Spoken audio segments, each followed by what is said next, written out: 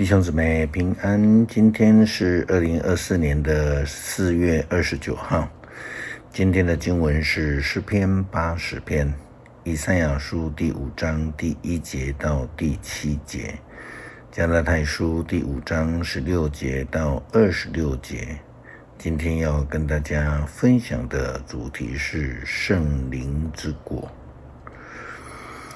牧师曾经在加州的家里后院种植葡萄，当然起初在种植的时候并没有很大的把握。当开始看到花串结实结果之后，心里就非常的高兴。因为虽然是第一次的种葡萄，但是就如同圣经以赛亚先知所说的，牧师特别定制了一个种植的木箱，加上了非常好的培养土，也为了不被这个野生动物吃掉，还在这个周边加了网子来保护跟照顾。当然是期待要看到有成果了并且期待收成的时候是有可口可是万一如果收成是酸的，是营养不良的，当然就不会那么小心翼翼的照顾了。以赛亚书5章第1节到第7节提到了上帝对葡萄园中的葡萄，就是以色列人的态度也是如此。葡萄园之歌，听我为我所亲爱的唱一首歌，一首关于我所爱的和他的葡萄园的歌。把肥沃的小山上，我所爱的开辟了一个葡萄园。他挖泥土，清除石头，他种植了品种优良的葡萄。他造了一座高塔做瞭望台，他挖了一个踩踏葡萄的池子。他期待的葡萄的成熟，不料一颗颗葡萄又酸又涩。于是我所亲爱的说，耶路撒冷和犹大的居民你们对葡萄园和我的事评评理吧。是不是我没有好好的照顾？为什么它出产酸葡萄，而不出产我所期待的甜葡萄呢？看吧，我要把这样的处理我的葡萄园。我要拔除四周的围篱，拆掉保护它的围墙，让野兽进来吃园子里的果实，并且糟蹋它。我要让地上长满了野草，我不修剪葡萄藤，也不挖松土地。我要让地上长满棘藜和荆棘。我甚至要禁止云降雨水。以色列就是上帝万军统帅的葡萄园，犹大人民就是他细心栽培的葡萄树。他盼望他们实行正义，但杀人流血的事有目共睹。他盼望他们行为正义，但喊冤叫屈之声到处可闻。是的，在种植的时候有好的预备、整地、施肥、除草等等的这些工作，所期待的就是将来有好的收成。可惜的是，上帝所期待的并没有发生。那么在出酸葡萄，他之后就放弃了。保罗在写给加拉太地区的基督徒书信当中这样来提到圣灵的果实。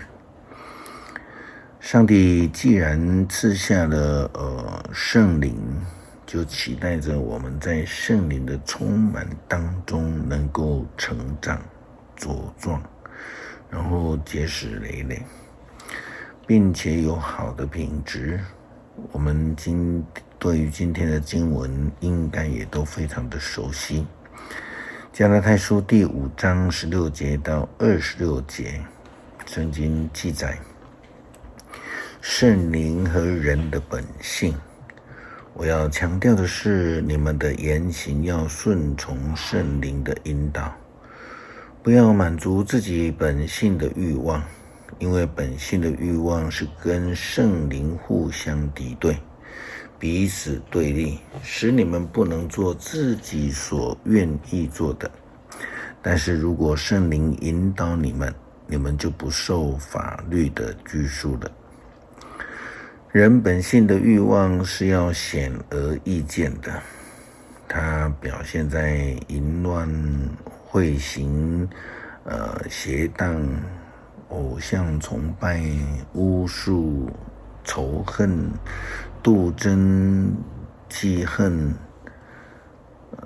恼怒、好争、分派、结党、嫉妒、酗酒、狂欢宴乐和其他类似的事。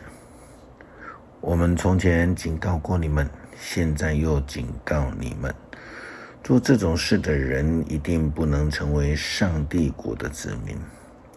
至于那圣灵所结的果子，就是博爱、喜乐、和平、忍耐、仁慈、良善、忠信、温柔、节制。这些事是没有任何法律会加以禁止的。那些属于基督耶稣的人，已经把他们的本性上的一切邪情欲望都钉死在十字架上。既然圣灵赐给我们新的生命，我们就要让他来引导我们的生活。我们不可以骄傲，也不可以彼此激怒，互相的嫉妒。圣经这样说到，是圣灵的果子，就是耶稣基督的生命见证。在原文的果子是单数，却有9种的特质，这些都是要来展现一个基督徒生命当中的特质。所以我们应当努力的活出圣灵的果实，有美好的滋味，成为上帝眼中忠心的仆人。诗篇80篇，以色列的牧者啊，你领的约瑟的后代如领羊群一样，求你垂听我们，坐在基路伯宝座上的主啊，求你发出光来，在以法莲、便雅悯和巴拿西的面前，求你彰显你的大能，求你来救我们。上帝啊，求你来复兴我们，求你显示慈爱，我们就能够得救。主上帝万军的统帅啊，你不满你子民的祷告要到几时呢？求你使我们拿眼泪当饭吃，给我们喝一大杯泪水。你让邻国在我们的领土上征战，我们的仇敌任意愚弄我们。上帝万军的统帅啊，求你复兴我们，求你显示慈爱，我们就能够得救。你从埃及带出来的一棵葡萄树，你赶走异族，把这树栽上，你为它开垦了一片土地，它的根深深扎入，且蔓延这地，它的阴影遮盖了群山，它的枝条遮盖了高大的香柏树，树枝伸展到地中海，树根延伸到幼发拉底河。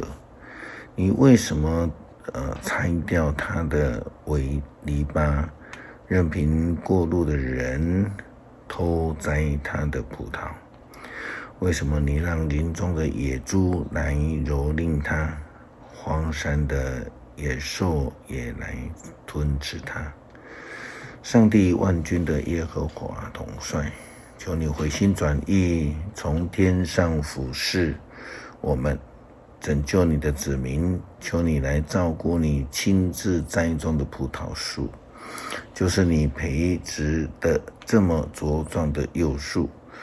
我们的仇敌砍下这树，把它焚烧了。求你向他们发怒，消灭他们。求你庇护你所建立的国家，保护你为自己所拣选的子民。我们绝对不再背离你。你让我们存活，我们就颂赞你。主上帝万军的统帅啊，求你复兴我们，求你显示慈爱，我们就能得救。感谢主赐给我们圣灵的生命，求主帮助我们活出圣灵的果实，不但丰盛，不但悦目赏心，更让上帝来喜悦，成为主眼中的忠仆。感谢祷告，奉主耶稣基督圣名求，阿们。